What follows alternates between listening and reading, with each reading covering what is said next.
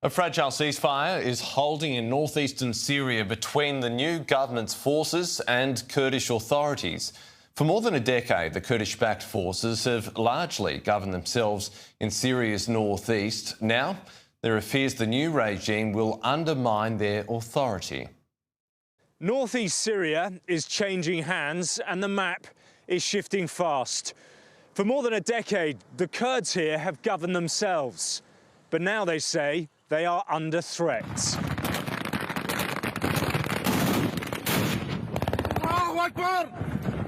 Clashes between government forces and Kurdish fighters are destabilising the country and could derail Syria's fragile push towards lasting peace. Allahu Akbar. Under the Kurdish-led Syrian Democratic Forces, the group that allied with the United States and the West to defeat ISIS, this has remained one of the last parts of Syria outside full government control. Where? In Hasaka, Kurdish fighters on the front line told me they're preparing to defend this land and their communities, whatever the cost.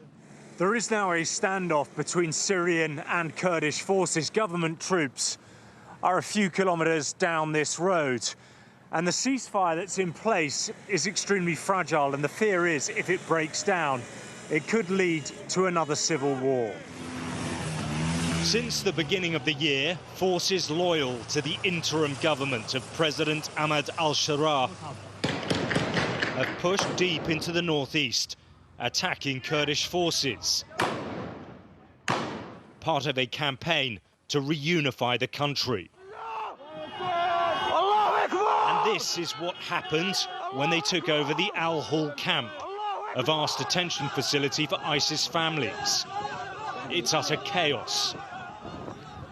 We visited Al-Roj camp, still under Kurdish control, where many foreign women and children linked to ISIS members are detained, including Shamima Begum, who had her British citizenship revoked. Inside, women and children live in harsh, overcrowded conditions. Since the conflict erupted again, there are huge questions about what happens to the tens of thousands of ISIS prisoners and detainees in these sprawling camps in northeast Syria. The fear is that if security breaks down, there could be escapes, ISIS could regroup, and there could be renewed attacks, not just in this region, but also in the west. The offensive is reshaping Syria's balance of power after the fall of the Assad dynasty. And the Kurds' semi-autonomous statelet is rapidly shrinking. At night, armed militias guard the roads in the darkness. Across Kurdish areas, tensions are high as residents wait to see what comes next. And here they say if the Syrian army tries to take this region by force, they will fight to the end.